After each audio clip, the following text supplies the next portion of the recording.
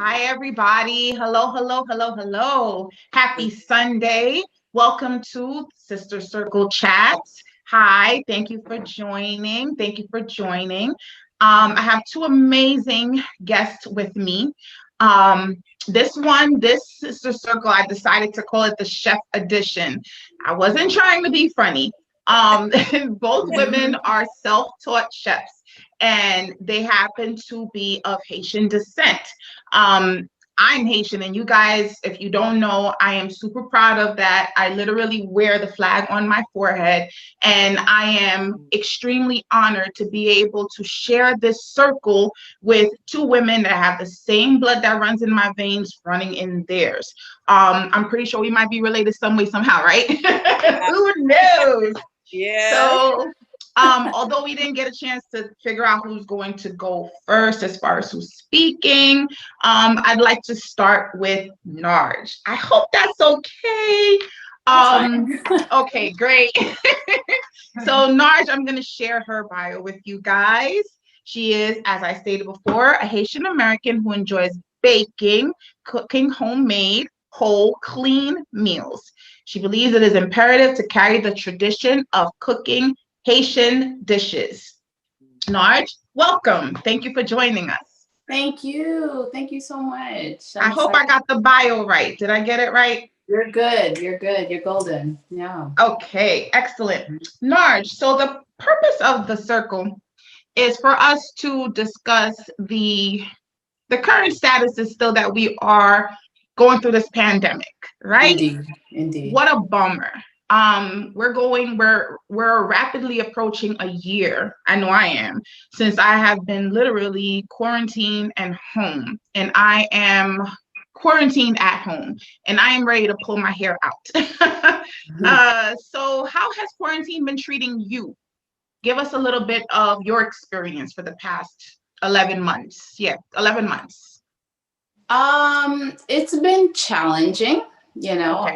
because my bread and butter, I'm a teacher. I teach third Oh, graders. wow. And so right now, we're teaching virtually, so that can be a bit challenging at times. Yes. But it's also taught me to be resilient and strong.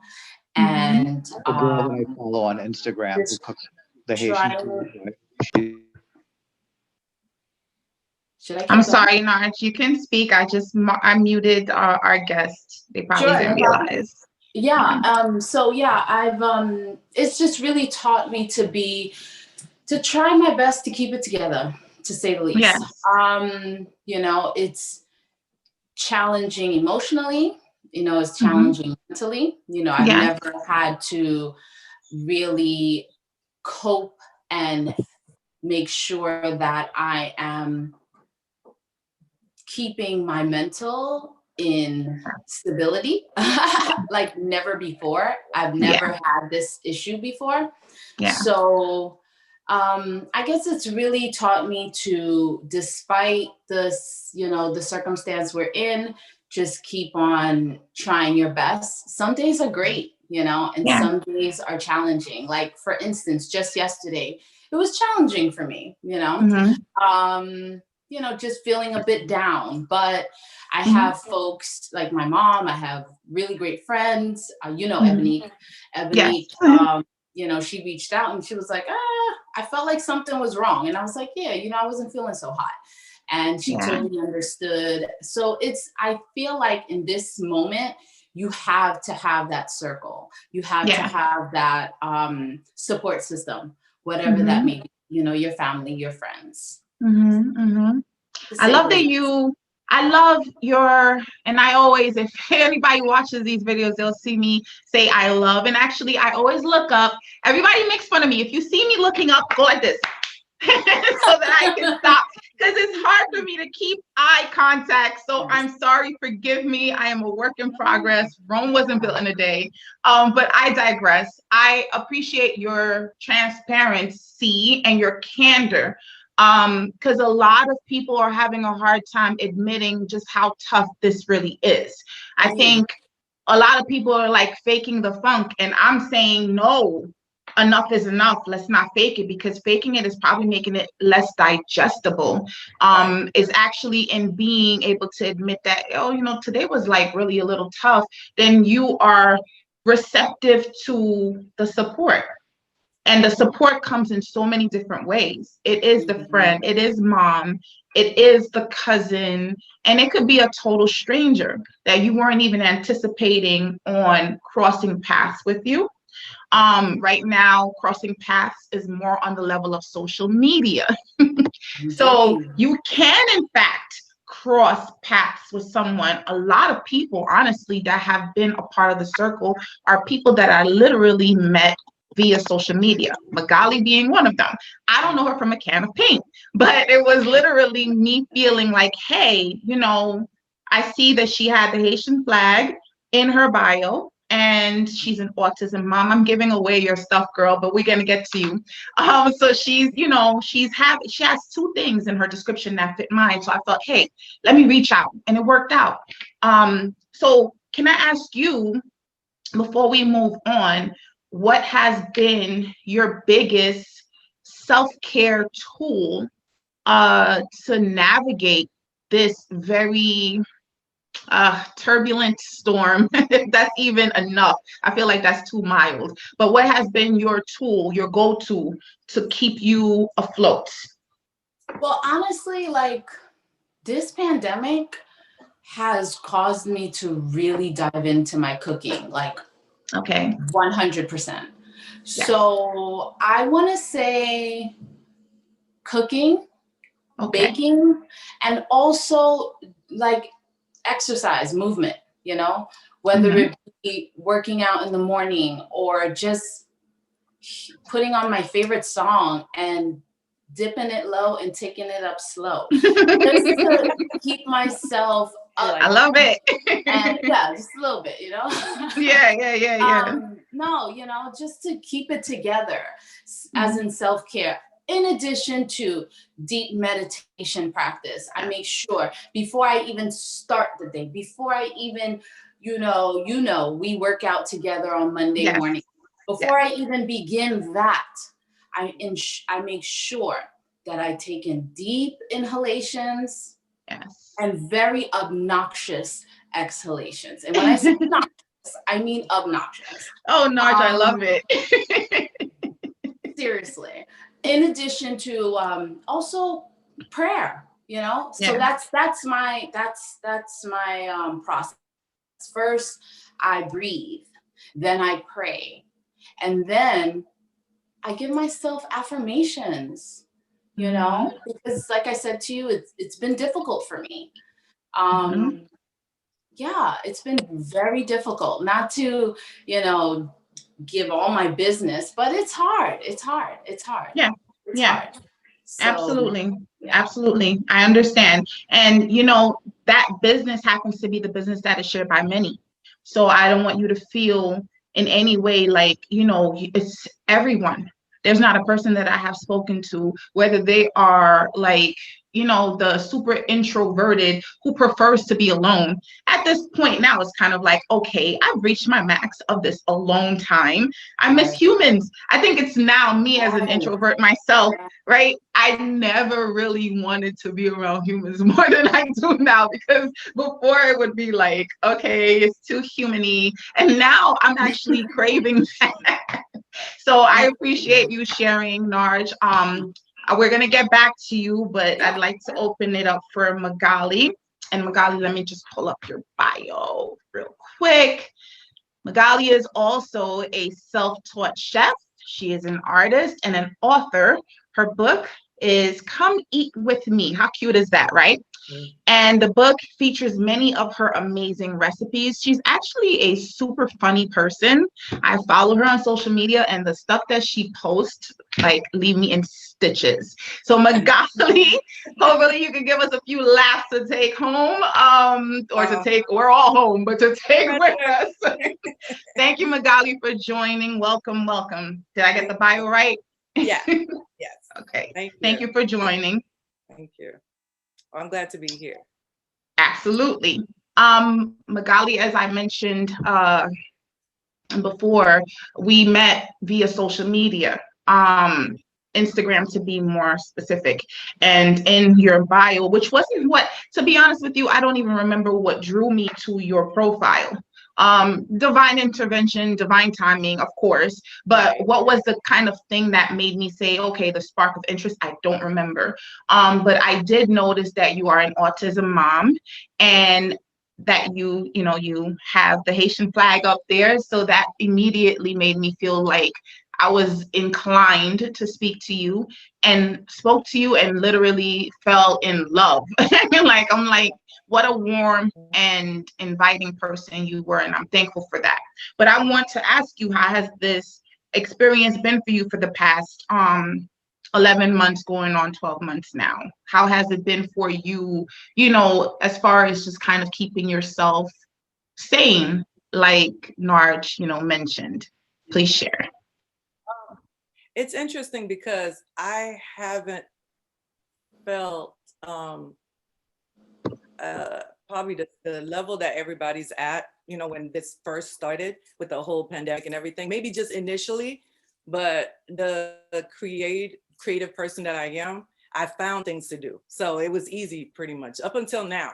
It was always something to do, and I was already a loner anyway. So, and I'm an artist, so I painted, I just threw myself into that. And I think this is a moment where everybody have to focus more on reinventing yourself and taking that time to connect with yourself with all of this. It taught everybody something, with dealing with it. For others, it may be a stressful, life change and a pause on a lot of things. But for me, it was easy to just reinvent, replan, refocus spiritually, physically, mentally, in every way possible. So it wasn't too hard. I mean, despite that too, I also had the COVID. So I was, I had it. And even then, as a Haitian person, I didn't look at it as something negative. I looked at it as a flu, and I got to take care of it Haitian way, soupin. I did all my Haitian soupin. I did all the Haitian tea, Sarasi tea, everything. And I was back on my feet. So I didn't panic. So with this whole thing, I approached it with more positive, if anything, So I love that you said that. Although I'm a little jealous, I can say, because you're like the only person I've spoken to that said, "Oh, it didn't really get to me until now." So I'm just keeping it real, because it's no, I'm just teasing. Yeah, but it is the only negative aspect of that is some people are stress eaters. I'm not a stress eater, but I found myself I was stressing without realizing it. I was like, I'm positive about it, but then I'm like, you don't realize you're just at the munching away. Yeah, I definitely put on that kind of kicked in for me. So I didn't realize I was, because I was just approaching it in a more positive, Absolutely. But, I appreciate you for doing that. That's great.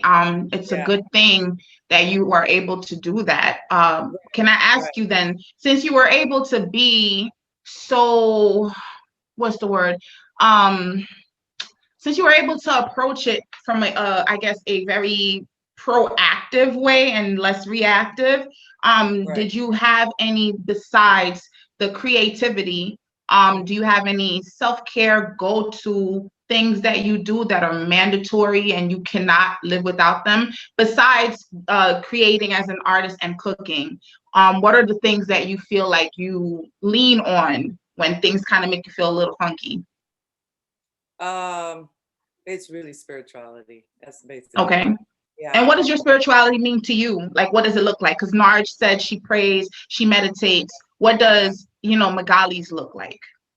I wanted to do the whole meditation and yoga, but I never got around tapping into that. But for me, it's just music is my escape. So on many days, I would blast. I mean, everywhere, car, house, no matter what, I have to, as soon as I wake up, music. That's life for me. So I always tell people music is everything. So that helped me a lot. Spiritually, I always some days were just quiet, just complete quiet, and just, unlike everybody else who tap into Netflix and all that stuff. But after a while, you start realizing there's really nothing on Netflix or Hulu or anything. You're like, well, I can't find anything. Yeah, Netflix is boring. Yeah, but for me, that those quiet days, real quiet, and then you fall asleep because of it, that helped. And then of course with some music to help me kind of relax and, you know. So the prayer, some music, and calmness of mind, silence is perfect. Sounds good. So I see that we have some people that joined. Welcome everyone to the Sister Circle. This is an opportunity right now for you guys to kind of introduce yourselves in the chat. This is also a networking circle. If you want to, you're not forced to do this, but I treat this like as a means of connecting because we're all still at home, and, you know, kind of treat this like as if you were at an event. You know what I mean? And you're mingling. So you can drop your information in the chat, whether it be your social media, your Instagram, your YouTube, Twitter, Facebook. This is the time for you to do it. And also introduce yourself if you have any fun things that you do. I know I have a lot of fun people in here, from my two speakers who are chefs. One of them being an author. She has the cookbook, Eat With Me. So please put that in there for people who might be interested in purchasing. I actually have, I see LaShawn is in there, and LaShawn is this amazing woman that I also met on social media, and she does nails. Like, she literally designs the nails, and they come ready for you to just put them on. So hi, LaShawn, thank you for joining. Please just put all of your information in the chat so we can connect. We're gonna do something a little different. Usually I kind of go into more of the spiritual aspect. I'd like for it to be more circly though. So I'm gonna throw a question out there and give the other people in the circle an opportunity to answer, and then we'll move on to the next part of asking questions of the speakers. So let me pull up my question. What is your most used emoji? I'll tell you what mine is. My most used emoji, and I know it's a corny question, but just appease me. My most used emoji is actually the heart eyes. For some reason, and you gotta give the reason why.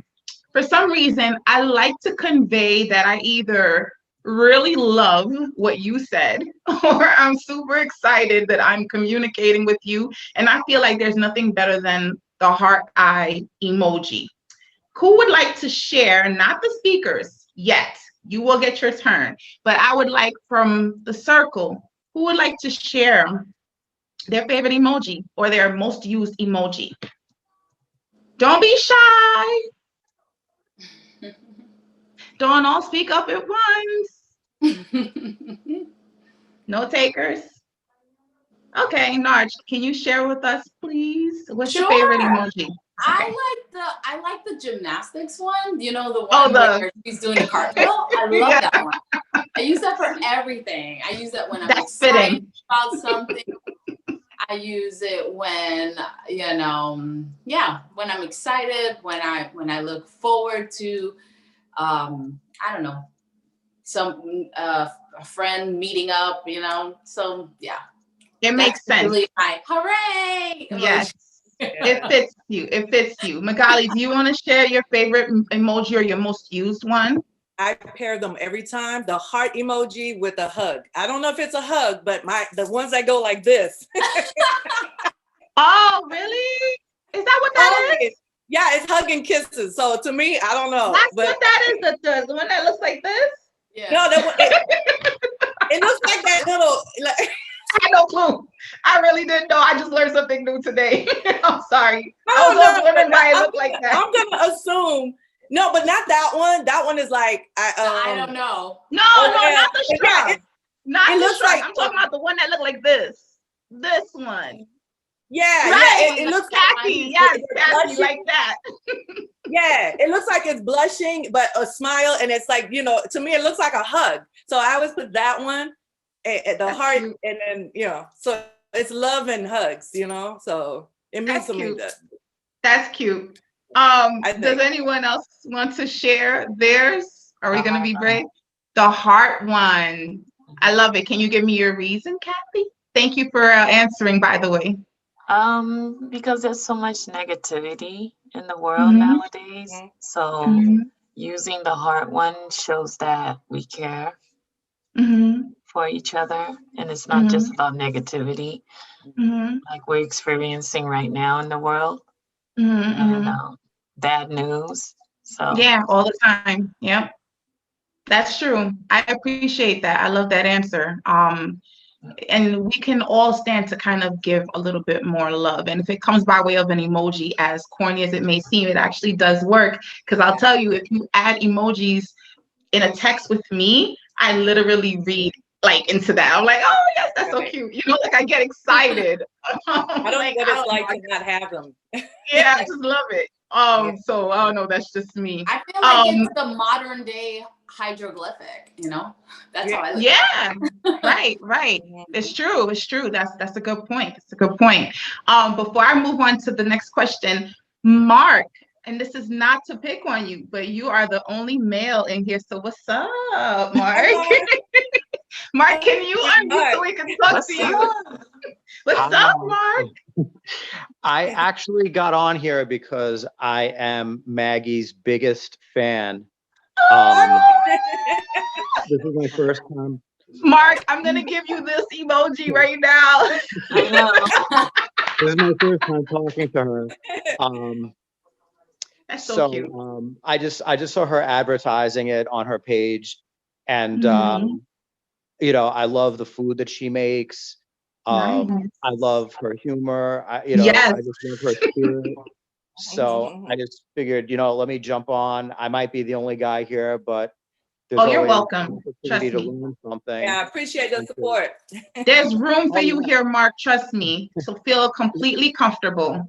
Oh no, I do. I've been enjoying the discussion, you know, up to this point. And like I said, anytime I have an opportunity to connect with good people and to possibly learn something, that's always a good thing. So, you know, I guess just to have an opportunity to connect with Mag was, you know, the thing that drew me in, you know, because like I said, I'm one of her biggest fans on social. I've done a couple of copies of her book. I've given some out to people. And, oh my God, I'm gonna cry. I love it. I tried one of the recipes. I tried a couple of the recipes. One was an epic failure, and the other came out okay. But okay, keep trying. Can you tell us what you tried? Real quick, can you tell us what you tried? Yeah. I tried the coconut crusted chicken, which was an epic failure. I just didn't. Man. Yeah, I guess I didn't follow the recipe to the T.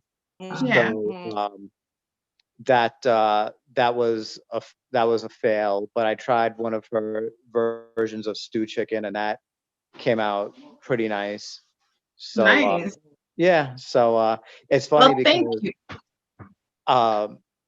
it's funny because actually I gave a copy to my sister, and my 6-year-old nephew loved the pictures so much that he stole the book for himself. This is so interesting. I'm looking forward to going over there and cooking with them, actually. My sister's a great cook, but she's very well, as you ladies can tell just from looking at me, and if you can see my name, I'm Italian American. And sorry, I'm just going to another area. My sister makes a lot of Italian food, and she makes some really cool stuff, but I wanted her to, you know, get a taste of the Caribbean, you know. So you know, we'll see what happens, but that's amazing. This is a really enjoyable discussion, and I'm glad to be a part of it. Thank you so much. I really appreciate it. And I love the fact that you have joined us. And like I said, I know you said you're fine, but just feel completely comfortable. Even if it gets a little too like girly for you, it'll be fine. Okay. So moving on to the next part. So I would like to take it back to the concept of spirituality, because that's my thing there. Like, you know, I am extremely passionate about spirituality. I am a huge advocate. I do not speak on a level of being religious. I do call it being spiritual, because I feel like spirituality encompasses so much more than just worship of a specific being that you believe that is coming to rescue you. I feel what spirituality does is it creates you to be your own superhero. I could be wrong, and I'm not going to debate this, but you're welcome to say something if you want to challenge my view. But for me, spirituality is pretty much you getting to know the deepest and darkest parts of you and meeting it with love. That's what it represents to me. It's kind of saying, I will not judge this. I will not shy away from it. Yes, it's ugly. Yes, it's scary, but I'm here to love it until I can transmute it into something powerful. So with that being said, I would like to ask Narj, since you went first, what is, if you want to share, something that within your spiritual journey that you faced that was unbearably ugly, but you were able to rise to the occasion of loving it and being able to transform it into something that is now a superpower for you? Narj.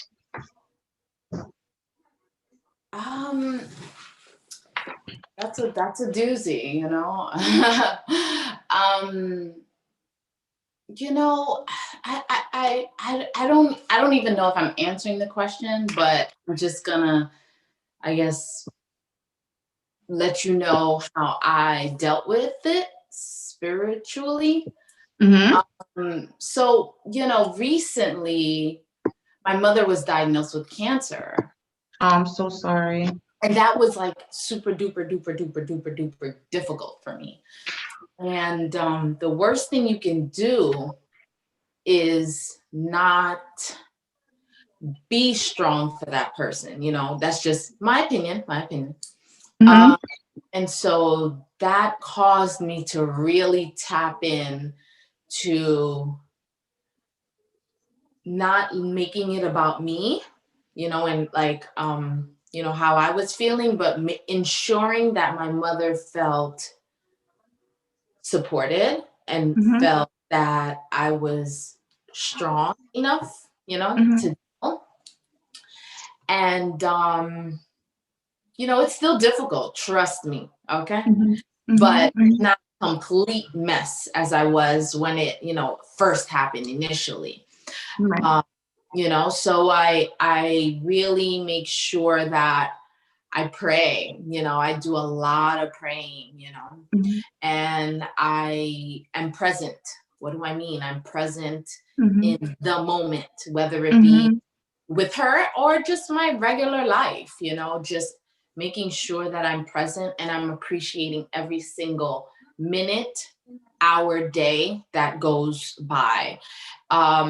It sounds probably cliche, but we tend to wish our lives away, right? Oh, I can't wait till the summer. I can't wait till the next holiday. I can't wait till I get my house. I can't wait till I close on the house. I don't know, whatever. But in the meantime, I feel like it's important to remain present and appreciate every moment, because when that time passes, we're going to reflect and say, gosh, you know, I really wish I honed in. I really wish I took more advantage of the moment. That's just me, you know, that's me. I'm learning to remain present. I'm learning to kind of just be stronger, you know, because I'm very emotional. Anybody that knows me, very emotional. Emotional. That's okay. That could be a superpower too, because there's some people who don't allow themselves to feel. I don't know if I answered your question, and if I you did, you did. You know, my bad. You did. No, you definitely did. And you know, I got a lot of it from. I took a lot from what you said, which is the most important thing, which is being present. You know, I go through those stages where I try to wish away the present too. And, you know, more than ever, like now, I'm kind of like saying, okay, what can I really like about right now? Because like there's got to be at least one thing about right now, you know, to kind of anchor in that I can use, you know, whether it be, oh, this couch feels, well, not the couch, I'm not on the couch right now, but you know what I mean? Like if I'm sitting on a couch, oh, it feels extra soft. Oh, I like how that feels, you know what I mean? Or whatever, like if it's music, anything, could be the comforter on my bed. Oh, this feels extra soft. I'm thankful for it. So I like that you said that. It's real, and that, you know what? I don't want to cut you off, but I also want to mention that I remember I was speaking to my therapist and she said to me, make sure you're journaling, you know, make sure you're sharing whatever happened in your day, or just think about all the pearls of wisdom that your mother provided you with, you know, and have it documented. And I thought that to be a really great tool. In addition to her telling me, make sure you're doing your breathing exercises, try to do it before you start the day and before you head to bed, you know?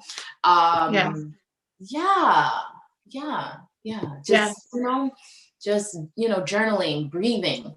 I always cling to breathing, because when we are stressed, feeling anxiety, overwhelmed, you know, down, nothing like taking a deep breath in, because we're breathing, but it's not complete. But when you take that deep breath, I mean that, you know, sometimes it's soothing and it's cleansing. Wow. Indeed, I agree, you know, so sorry to cut you off. No, it's fine. I like that you elaborated on that. And the breathing is very important. I can't stress that enough. Like breathing is the bridge. It is literally the bridge. It takes you from wherever you are to where you can now create to need to be. I don't know if I'm even wording that properly, but like, you know, if you're in a funky moment, you know, because we are the creators of our reality. I'm not going to turn this into like the law of abundance or a law of attraction, I should say. This is not a class for that, but you know, if you can take a class for that, it would help, because everything is mindset. So once you start to realize that whatever is going on up there, you control, you create. So if it's not empowering you, you can turn it around so that it can. It's a game changer, because then you won't always feel so disempowered. And you know, I've had you know, questions like, well, isn't that like delusion? No, it's not delusion, because everything is perception, right? And there's so many options of how you can choose to perceive a situation, and a lot of them can be more to empower you than it is to not. Even in the like shittiest of situations, you can still choose to kind of say, well, you know, like let's say it was a bad day. Well, it was a bad day, but towards the end of it, it started looking up. Or, you know, like the morning wasn't so bad, the night sucked, but the more, you understand what I mean? You can change the narrative so that somehow you're less victimized. Because if you don't do it, if you don't take the steering wheel, then I don't know, because the way things are looking, right? If we don't continue to be the drivers in creating our reality, then we're always going to feel like a sense of being victimized. And I don't want to go any further than that, because I feel like Magalie, I just took that one away from her. So Magalie, please, if you can answer that for me, you know, what is the darkest part of you that you had to just face? And I'm not talking about within the past 11 months. I mean, in general, what was it, and how did you face it and turn it into your now superpower? Please share. Darkest, there's so many. Share. So many. There's just way too many, but I do realize at the end, my superpower is strength and patience. I'm beyond patient, but I'm also beyond strong. So, so I realize, you know, I don't know where it came from, but I know where it came from. You know, it's always God. So your creator. Right. You know? Because there's no way, nobody taught me to be strong.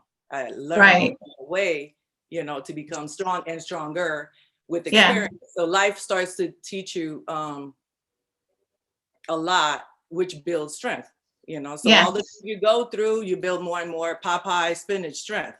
So I hope we don't have any youngins in here because they don't know anything about Popeye. They probably think it's about the fried chicken spot. I got a lot of can of spinach. I just along the way give me all that muscle, you know. But absolutely. Yeah, but after that, it's just I realized, wow, because it feels like I don't have to think about it. It's just automatic. Like I said, with dealing with the whole COVID thing. Yeah. Where everybody was just, oh my God, I'm stressing, we're gonna die. I'm like, well, I guess we are gonna die. So then what? You know, until then, what do you do now? You know, where were you 8 months ago? You should have been there to pull me out of the grave because I died 10 times already. I was making y'all laugh on IG despite. That's true. This is true. So, again, no matter what has happened or transpired in my life, I noticed that even the little moment that I was off the grid, it was mostly because I was dealing with my mom, because my mom just passed away in November. So I remember you telling me that. Yeah. So dealing with that, I had to get off so we could focus on that. But I came on and it continues. So for most people, they're emotional, which is good. It's good to be emotional, but I'm the opposite of that. I'm not an emotional person. I'm a realist. So everything that happened, you know, she lived her life. Unfortunately, she had to go through illness and then she had to go. I dealt with that and I was like, okay, time for me to learn from everything she lived and everything she went through, and now do better and pass that on with my kids. So the strength that continues, I have to pass it on to my kids. Yeah. So my superpower is the strength that I carry and the patience. I'm a patient person to a fault. That's a very admirable quality. Yeah, is that good? Sometimes it's not good, you know. Oh no, it's good. Yeah, you tolerate certain things, being patient too sometimes with the wrong people. So, right. That now I see what you're saying. I understand what you're saying. So you have to almost be careful, you know, when using your patient level. Absolutely. But I think I would always take being patient over where I'm at right now because I need all the patience I can get. So I'd like to ask the circle if anybody would be brave enough to kind of share something along those lines of like a dark, and when I say dark, not like some secret, like I don't want you to feel like I'm putting you out there because this is a safe space and it's not for anyone to speak against anything that just doesn't feel right, but it's also to empower. So by you saying, hey, you know, I conquered this fear. Like I'll share another thing with you. I have the most ridiculous fear of trains stalling. Even me talking about it is gonna make me like tear up. And it comes from a very traumatic experience that I had where the train stalled and I don't know, I had a panic attack. And when I wanted to get out, I couldn't. And as a result of that, I have this very, like it's a ridiculous, like, and I live in New York, there's always train traffic ahead. Like there's always some stupidness going on, right? And if you could be on that train with me, like I'm literally like this, and it's just a train. And prior to what happened to me in 2000, I don't even remember what year, I wasn't like that. You know what I mean? And can I tell you that it's gone? No. How do I face it? When I was going to work, I go to work every freaking day. You know what I mean? Like at some point I had to go because to be honest with you, at one point I could not even get back on the train. It was just that bad. But I still get up and I go, even though I know that I might have like 4 panic attacks between Manhattan and Brooklyn, I still go. And it's a dark part for me sharing it because I know someone who doesn't have anxiety as bad as I do might hear it and say, well, that sounds so stupid. It's just a train. You know what I mean? Like, what's the big deal? It's just a train. You're going to get where you need to go eventually. You're right. But try speaking that to someone with anxiety. Like, you can't really communicate that in that moment. So there you have it. One of my dark secrets, right? So does anybody else want to share? If you don't, then Hi. Hi. For me, as a 45-year-old man, I've been battling anxiety and depression for 42 years, ever since I was 3 years old. And it's Wow. something that has really hindered me in a lot of ways. And knowing that it's hindered me has made the anxiety and depression worse. A moment ago, Sherry Rose, you Yes. said, no one's more anxious than you. I might give you a run for your money, actually. I doubt it. Yeah. I doubt it, my friend Mark. Trust me when I tell you. Let me tell you something. Battling this for 42 years, I wouldn't wish this on my worst enemy. Anyone. And yep. In my case, not only do I battle generalized anxiety where I just worry about everything and anything, but I deal with another anxiety, you know, as I'm sure many of you know, there are different forms of anxiety disorders, and I have obsessive compulsive disorder.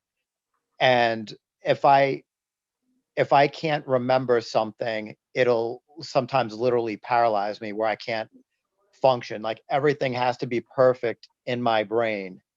And if I can't remember something, even if it's not an important piece of information, there was a time in my life where I would be done for the day. And sometimes I still have that feeling. And it's rough, you know, and um I guess the things that get me through this the most, and the depression is just sort of a result of the anxiety, in the sense that I get so sick of being anxious and Yes. and being hindered by the anxiety, whether it's generalized anxiety or the OCD, or to a Yes. degree even social anxiety disorder. I get so frustrated that I just get super depressed. Sad about it. Yep. Yeah. Yeah, and it's hard, but you know, aside from prayer, I guess my most commonly used emoji are the praying hands and the cross. You know, those are my two commonly two of my most commonly used emojis.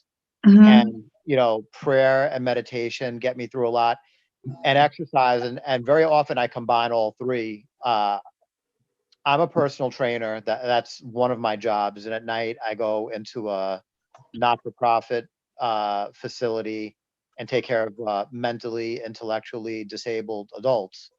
Okay, that's dope. Yeah, it's not the most lucrative thing in the world, but you know, it's Makes your God's soul work. happy. Yeah. Oh yeah, absolutely, it's God's work. Yeah. And you know, so like when I do my own workout, when I train my most important client of all, mine, when I'm at the gym during the day, I'll get on that elliptical and I'll just go into this deep state of meditation and prayer, and I come out of that feeling like $1,000,000. Yes. So that's just what I wanted to add to, you know, to the conversation. Thank you for sharing. Thank you for being so transparent as well. I too can relate to everything that you said. It goes from anxiety to depression, because you're like, why can't I just calm fuck down? Like, why is this messing with me? Why is this even making me so uncomfortable? So trust me, I understand completely. And you're doing the right thing by exercising and meditating, and you have to forgive yourself as well. I think that's part of the whole OCD thing, wanting to be perfect. You gotta forgive yourself for those moments of wanting so much from you. Does that make sense? Because like there's something that's making you feel like it has to be that, and then you probably kind of go into a place where you're mad at yourself for that, but you can't be mad at yourself. Like I don't know if you still are, but you got to stop that practice. And I'm not your therapist, I'm not telling you what to do, but the one thing that I can say that has worked for me is in those moments of whatever it might be, I show myself love. I really do. I'll say, it's okay. Like I might look weird, but I'll rub my thigh. And I'm not molesting myself, but like I'll rub my thigh. I'll rub my hand like this. You know what I mean? And I'll hold myself like this because it's a way of me showing myself grace for something that I can't help yet. You know, will I be able to? Hopefully. But until then, I intend on showing myself love to be that bridge. There goes the word again, you know, the bridge, which is what Narj said, meditating. These things are what anchor you. So, you know, show yourself that love because you deserve your love more than anything. And thank you for sharing. So let's get back to fun questions, and then we're gonna wrap it up because unfortunately we don't go past an hour. So for my speakers. Sorry, excuse me. It looks like Magalie had her hand up for something. Oh, I'm sorry, Magalie. I didn't see you. Sorry. Okay. Thank you for telling me. No, Emmy. I wanted to add to that. We sure touched a lot of aspects of that self-healing, because she mentioned journaling. I'm a journal. I journal. So yeah, and breathing. I think you mentioned breathing a lot too. So a lot of those, and then don't take yourself personally. Don't take it so seriously. Don't take yourself seriously. You know, because sometimes we're so hard on ourselves, you know, which makes it worse because we're constantly in the mindset of being a perfectionist and everything and dealing with anxieties and everything else, that we don't realize that, you know, you can't take yourself seriously. You have to calm down and just say, you know what, just talk to yourself. Like, you know, it's not that serious. Let me just, you know what I mean? Because we're so hard on ourselves that we complicate it or escalate the anxiety or depression or whatever you're feeling. So just wanted to add that too, you know, journaling, breathing, music, and just quiet your mind down so you can kind of move forward and, you know, and feel better. Thank you for adding that. Thank you so much for adding that. That comes with practice though. To not, you know, be in that frame of mind definitely comes with lots of practice. There's this thing that my husband, and not to go too much off on a tangent, but my husband has this thing where he knows I don't like when people tell me relax. Don't tell me relax. It's the worst thing you could tell me is relax. Yeah. Okay. Then I will not relax. Calm down. Calm down. So, but funny enough, him making that into a joke actually has taught me the importance of what that actually means, right? So I now dissect it into, okay, so what is it that is expected of someone when you have to relax, you know, because that just doesn't come easy to me. And through acknowledging that, I've begun to practice the concept of relax for me. So if it's, you know, throwing on something like, I love the high frequency music that they have. It's like 432 HZ. They have them all over YouTube. But it's like they're called angel tones. And literally you could listen to them, or like the sound baths. Like they have this crystal sound bath thing, right? You'd be surprised how much listening to that actually. It's really my God. I never thought that they would work. I would see all these people on Instagram going like this, like they're mixing a pot of juice. And I'm like, what are these people doing? Right? Like, what is this? And then I would see people actually post the sound, or they would like put a plant, like they have like these earplugs that they put on the plant, and they show like the plant responding so well to the sound. You know what I mean? So I honestly have benefited a lot from that. So those are the things that I kind of put myself into. So it's practice still. You understand what I mean? That's all I wanted to add, that is actually practice. And eventually it becomes a habit.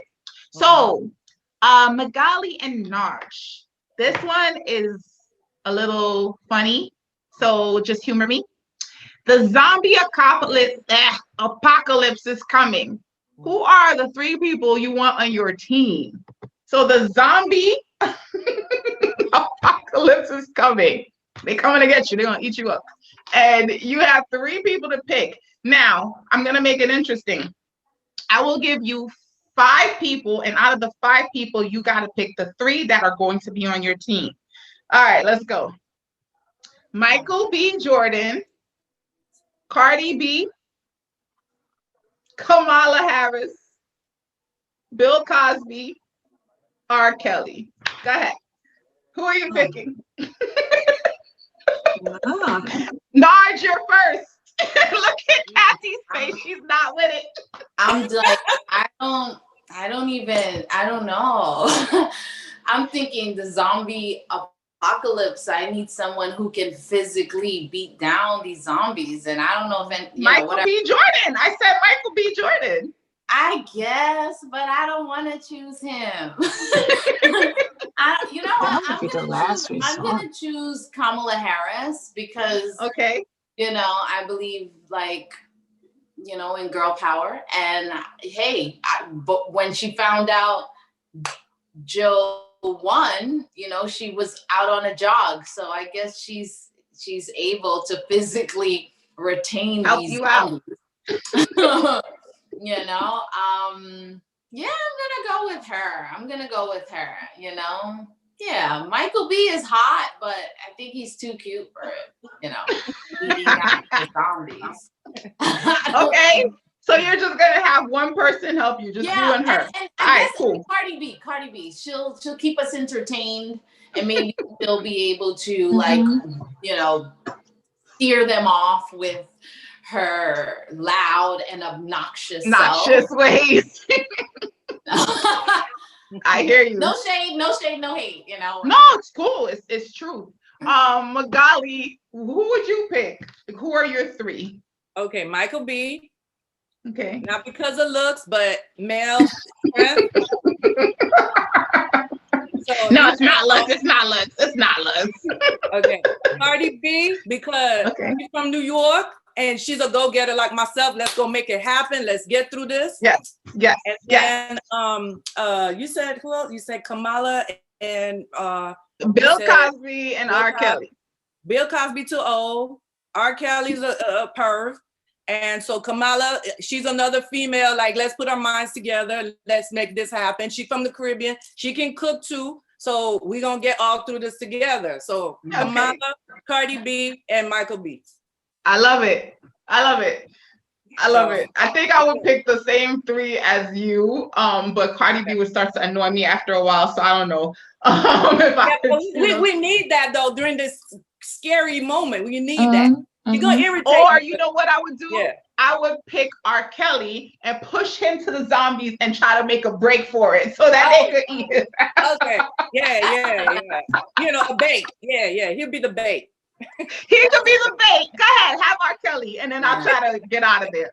Yeah. All right, guys. So thank you for humoring me with these questions. I just want to change it up a bit. If you've been at the circle, usually we try to stick to a certain format, but I want to leave you guys with some sort of laughter and joy, the same way Magalie does with those memes.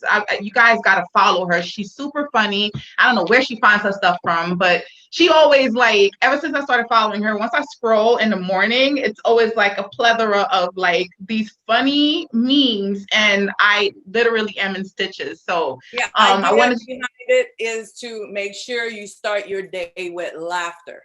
Yes. And I would give you food for thought with affirmations or positive memes for your breakfast.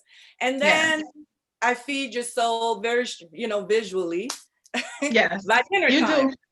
So, you do. And that's a good segue to the final portion of the Sister Circle. We didn't talk enough, I feel, about what these two women happen to share, which is their love of cooking.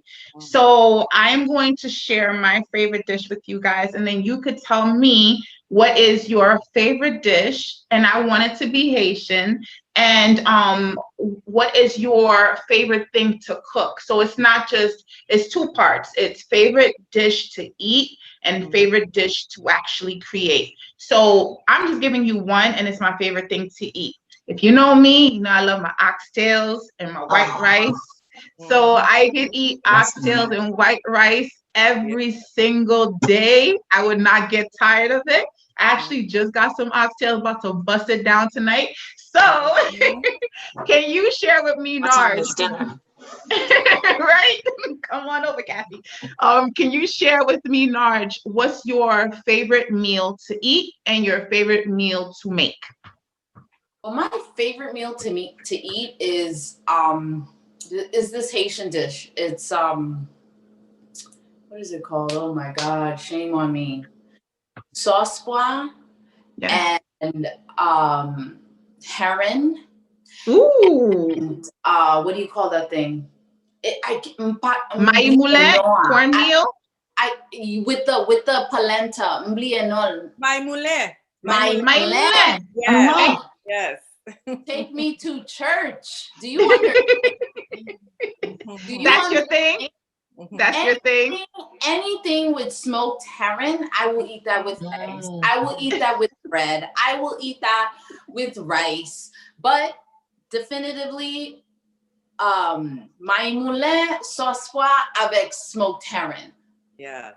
That's my dish. Do you like what's that thing called? They make it with it's like with bread. Shiktai. That's my favorite. Have you ever had shiktai, Narj? No. Probably. Oh. You sure? Maybe I've seen it, you know, but no. Yeah. It's smoked herring chopped up with onions and sometimes tomatoes, and you just eat it with bread or crackers. Yes. Yeah. Good bread. Good bread. Good bread. That sounds so good. And guess what? Wait. You take a piece and you just kind of like right in there. Yes. Yes. I just found out that, you know, La Baguette on Washington Avenue, they have the ounce bread. Like they really. Girl, do you understand? Really? It doesn't make sense. Like I told you should not tell her that. I'm here. But my favorite dish to prepare, and everyone loves it. My niece and my aunt and uncle, they call it vitamin love. Because whenever I make it, they're like, oh my God, it's so good, Narj. And I'm like, you know, you just got to put a lot of vitamin love in it. Love. So they're like, you can make the vitamin love. So it's baked ziti. But whatever, you know, even though I know it's a type, whatever, but the basis of all my dishes are essentially Haitian. What do I mean? If it's the Haitian thyme that I'm using, or if it's, you know, just the way I prepare the meat. Yes. Whatever I make, the foundation of it is Haitian. You know what I mean? I'm using Star Anthony's. They're from Haiti. I'm using cinnamon. My grandmother finds a way to smuggle it into the state. But don't tell anybody. Tell nobody. But yeah, anyway, that's besides the point. I don't want to take up the time. I love it. Thank you. Magalie, can you share with us your... You say two or how many dishes? I have so many. My main one. So many. Yeah, the main one, I'll say the two main ones is moru, and then which is bacalao, and then legume. And of course, the legume has to have the crab in it and all that, like authentic Haitian style legume with the sauce pois blanc. Nice. So that's your favorite one to make. So you like bacalao to eat, and then your favorite one to make is the legume. The bacalao, yeah, exactly. But it, you know, those are the main, you know, meat dish, and then you have to pair it up with the right, you know, whether it's rice or I like bacalao with a nice boiled plantain, nice salad. Yeah, just like that. It's just you know what I'm talking about. And then like the authentic Haitian style. I live for authenticity, you know. Yes. But like Narj also mentioned, living in America, things change up. You do things, you know, your bases are, you know, the epice and everything else. Whether it's Italian cooking or anything, we add our Haitian flavor. You know? Yeah, absolutely. So, yeah. Well, you guys got me ready for dinner time. Everyone, unfortunately, it is 5 o'clock. So we're gonna wrap things up.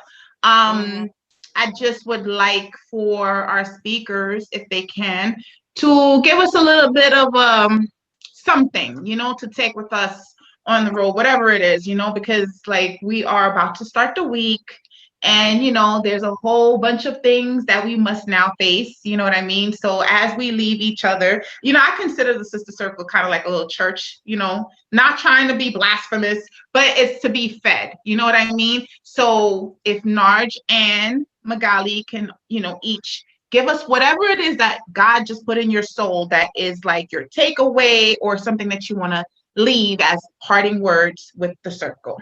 Narj, please. I'm gonna say,